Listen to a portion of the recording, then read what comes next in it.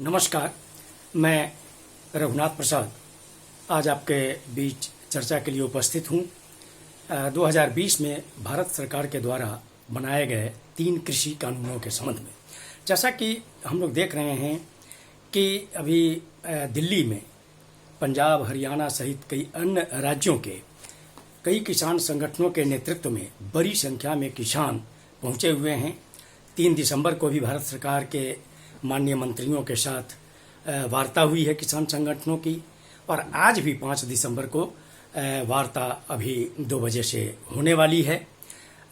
और जैसा कि हम देख रहे हैं कि ये मसला चूँकि इस तरह का हो गया है कि जो हमारे देश की अर्थव्यवस्था की रीढ़ है कृषि, चूँकि आज भी 70% से कुछ अधिक ही आबादी गाँवों में है और हमारे देश की अर्थव्यवस्था आज भी मुख्यतः कृषि पर ही आधारित है। इस आंदोलन के समय में माननीय प्रकाश सिंह बादल साहब सहित बहुत सी खेल हस्तियों और अन्य हस्तियों ने अपने सरकार द्वारा प्रदत्त विभिन्न सम्मानों को, अवार्डों को लौटाने की प्रक्रिया शुरू कर दी है। ऐसी परिस्थिति में मैं आज आपके बीच चर्चा कर रहा हूं कि ये 3 एक्ट जो पारित हुए हैं 2020 में, उनके नाम हैं farmers produce trade and commerce act 2020, farmers empowerment and protection agreement on price assurance and farm services act 2020, essential commodities act 2020। Bharat सरकार का ये कहना है कि जो भी एक्ट बनाए गए हैं, जो भी प्रावधान बनाए गए हैं, वे कृषि व्यवस्था में काफ़ी सुधार करेंगे और हमारे यहाँ के किसानों की आर्थिक स्थिति में काफ़ी सुदृढ़ता आएगी। सरकार का तर्क है कि प्राइवेट सेक्टर इन्वेस्टमेंट से किसानों को काफ़ी फायदा होगा। वैसे छोटे किसान जिनके बार्गेन करने की क्षमता काफ़ी कम होती है, उनको अधिक फायदा होने की संभावना है। किसान स्वतंत्र होंगे कि वे कृषि मंडियों के अतिरिक्त बाहर भी अपने उत्पाद को बेच सकेंगे, और जो प्रतिद्वंदिता होगी उनके कारण किसानों को ज़्यादा फायदा होने की संभावना रहेगी। कॉन्ट्रैक्ट फार्मिंग को बढ़ावा मिलेगा।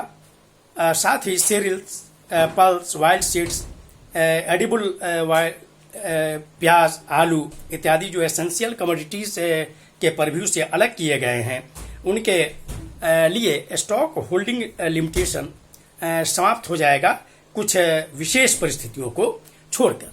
लेकिन किसान संगठनों का और बहुत सी विपक्षी पार्टियों का ये कहना है इन आधार पर कि इससे किसानों को काफ़ी दिक्कत होगी, और उनके जो तर्क हैं, उनका कहना है कि लघु और सीमांत किसानों का हित काफ़ी प्रभावित होने की संभावना है।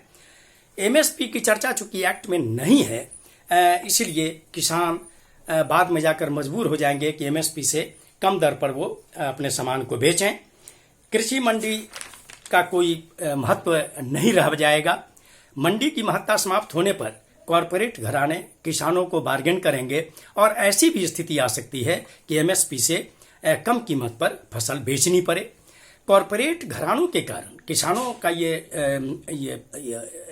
किसानों का कहना है कि कॉरपोरेट घरानों के आ जाने के कारण जमाखोरी की संभावना, चूंकि एसेंशियल कमोडिटीज से जैसे आलू, प्याज, दाल, तेल वगैरह हट जाने से वो जमाखोरी की घटनाएं बढ़ सकती हैं। इससे काफ़ी कठिनाई बढ़ सकती है।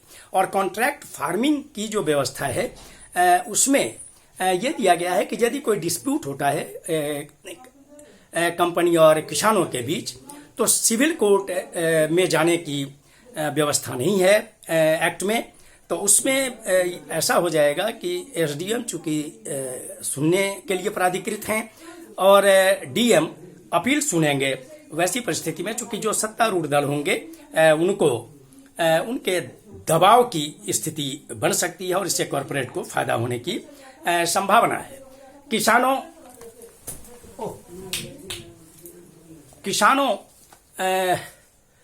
की ओर से जो आपत्तियां दर्ज की गई हैं, वो मुख्यतः 37 बिंदुओं की आपत्तियां हैं, और जो स्थिति है उसमें मैं समझता हूं कि भारत सरकार की आज जो वार्ता हो रही है, उस परिस्थिति में जो 8 को संभावित भारत बंद की बात आ रही है, ये नौबत नहीं आए।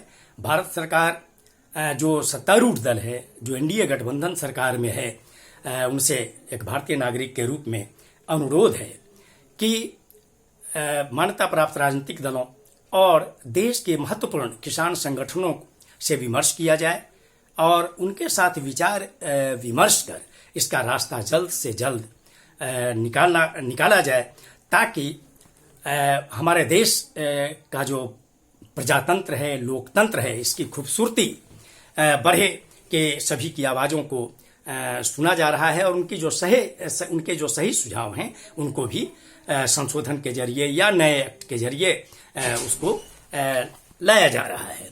और ऐसी परिस्थिति में हमारे किसान सुदृढ़ होंगे, हमारे कृषि पर आधारित जो निर्भर मजदूर हैं वे मजबूत होंगे और इन कृषि व्यवस्था के कारण हमारे देश की अर्थव्यवस्था काफ़ी सुदृढ़ होगी। यह आज आशा है। इस आशा के साथ कि आज जो वार्ता दिल्ली में हो रही है भारत सरकार और किसान संगठनों के बीच, कोई ना कोई रास्ता निकल जाएगा, ताकि हमारी ये जो समस्या है ये समाप्त हो जाए। ये वीडियो आपको अच्छा लगा हो तो निश्चित रूप से लाइक करेंगे, शेयर करेंगे, सब्सक्राइब करेंगे, बेल आइकन को निश्चित टच करेंगे, ताकि ऐसी परिस्थिति में हमारा जो भी आने वाला वीडियो होगा उसका नोटिफिकेशन आपको तुरंत मिल सके। आप सभी लोगों को बहुत बहुत धन्यवाद। जय हिंद।